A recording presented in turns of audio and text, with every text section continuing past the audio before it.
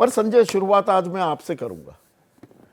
ये one nation one election, इसके बारे में इतनी पेशबंदी की गई है, नैरेटिव गढ़ा गया है सालों से, पर जब करने की बात आती है तो बिल्कुल उलट जाती दिखती है एक सरकार की ब्रांच। प्रधानमंत्री कल कह रहे हैं लाल किले की प्राचीर से, मुख्य चुनाव आयुक्त 2 ही राज्यों में चुनाव की घोषणा करते। बिल्कुल संदीप, आप ठीक कह रहे हैं। जब से इस बात की चर्चा हो रही है, और चर्चा पुरजोर तरीके से, और चर्चा किसके द्वारा की जा रही है?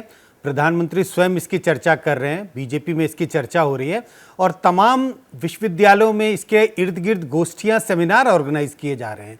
लेकिन जब इसके कार्यान्वयन की समय आता है, जब चुनावों के डेट्स की घोषणा होती है, तब हम देखते हैं कि बहुत कुछ उल्टा जा रहा है। बिल्कुल आपने आज हमने जिस 2 राज्यों के चुनावों के तारीखों की घोषणा हुई, ठीक है, हम ये कह सकते हैं जम्मू एंड कश्मीर के लिए तो एक तरह से सुप्रीम कोर्ट का मैंडेट था कि सितंबर में आपको चुनाव कराने हैं, लेकिन महाराष्ट्र का चुनाव साथ कराया जा सकता था।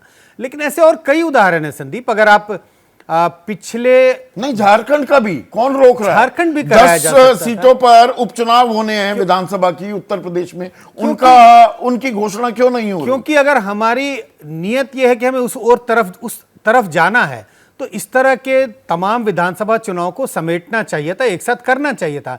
लेकिन मैं आपका ध्यान उस ओर दिला रहा हूं, पिछले बार के विधानसभा चुनाव हिमाचल और गुजरात ये भी लगभग एक साथ होते हैं, लेकिन आप याद करें चुनाव तो एक साथ हुए नहीं, चुनाव के तारीखों की घोषणा भी 2 अलग-अलग तारीखों को हुई। तो मुझे लगता है कि जिस तरह से पहले तो कई राज्यों के चुनाव फिर भी एक साथ होते थे, लेकिन हम उससे कहीं दूर जाते हुए दिखाई पड़ रहे हैं। और मुझे लगता है कि वन नेशन वन इलेक्शन, फिर जो आरोप लगाता है कि नहीं सरकार की सुविधा और बीजेपी किस तरह से अपना प्रचार को कैलिब्रेट कर सकती है, उनके हिसाब से चुनाव आयोग काम कर रहा है क्या? चुनाव आयोग तो एक निष्पक्ष, एक स्वायत्त संस्था है ना। बिल्कुल स्वायत्त संस्था है, निष्पक्ष भी है, लेकिन अब हमें देखना पड़ेगा संदीप, कल से नजर रखें कि महाराष्ट्र के चुनाव जो हो जाने चाहिए थे, जहां पर लगभग 1 महीने में चुनाव होना होगा, वहां पर सरकार की क्या घोषणाएं होती हैं, और अगर उसको मैप करेंगे कल से लेके जब चुनावों की घोषणा होगी, तब मुझे लगता है वहां तो फिर भी लाडली बहना और घोषणाएं होने लगी हैं। हरियाणा वाले तो घोषणा भी नहीं कर पाए। आज बिल्कुल ताबड़तोड़ एक प्रेस कॉन्फ्रेंस बुलाकर नायब सिंह सैनी ने किसानों के लिए कुछ धनराशि आवंटित की है। नहीं, मैं ध्यान उस ओर आकर्षित कर रहा था जिस ओर कह रहे हैं कि क्या चुनाव आयोग बिल्कुल निष्पक्ष तरीके से काम कर रहा है, या किसी तरह के दबाव या किसी तरह का जो आप कहते हैं कि कुछ इशारा हो रहा है। हाँ। अगर कल से लेके अगर हम महाराष्ट्र के चुनाव की तारीखों की घोषणा जिस दिन होगी और उसको पूरा मैप करें और देखें कि इस बीच में क्या कार्यक्रम हुए राज्य सरकार के द्वारा, जिसको कहते हैं दूध का दूध और पानी का पानी हो जाएगा, कि क्या हुआ। अगर राज्य सरकारें तमाम घोषणाएं करती हैं इस बीच में, तो हमें लगता है कि शंका की सुई तो उस ओर होगी, मतलब बिल्कुल कुछ ना कुछ संकेत तो मिलेंगे कि भाई कुछ ना कुछ तो साठगांठ ना भी कहूं तो कुछ ना कुछ निष्पक्ष तरीके से चीजें नहीं हो रही हैं।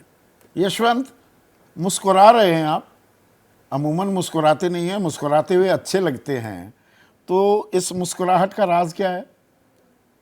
इस मुस्कुराहट का राज ये है कि संदीप, मुझे लगता है कि अगर तो ईमानदारी थी वन नेशन वन इलेक्शन के लिए, तो ये चुनाव तो लोकसभा के साथ में ही हो जाने चाहिए थे। एग्जैक्टली, लोकसभा के टाइम पर 4 विधानसभाओं के चुनाव हुए थे। उसी के साथ में मैं ये मान सकता हूं कि कोई बीजेपी के लोग ये बोले कि देखिए साहब, जहां हमारी सरकार नहीं है हम उनको पहले इस्तीफा देने के लिए कैसे फोर्स कर सकते हैं।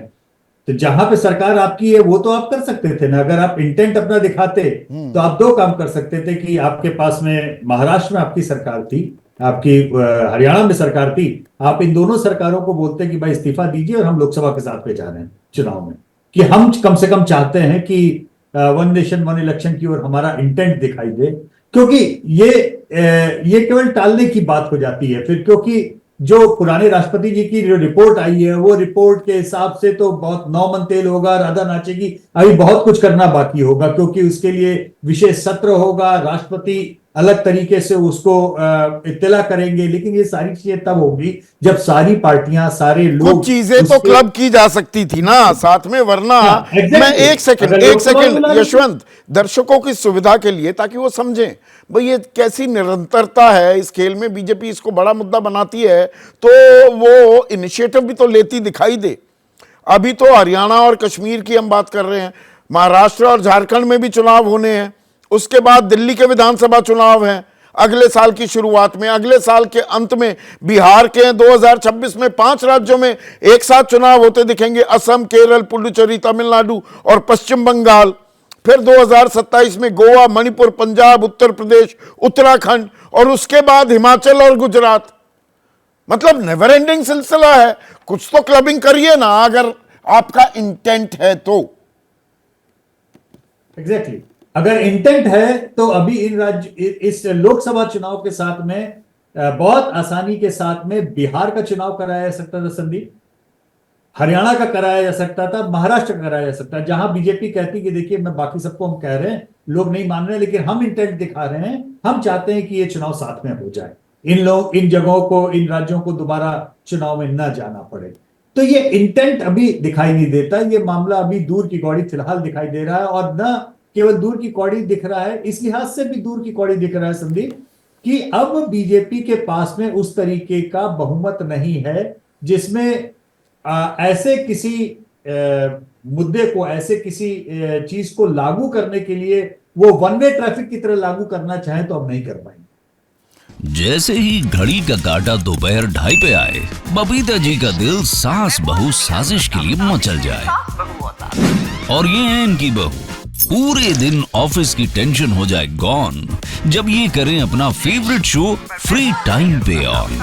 इनकी तरह आप भी देखें अपना फेवरेट शो अपने टाइम पर और डाउनलोड कीजिए एबीपी लाइव ऐप अपने स्मार्ट टीवी पर।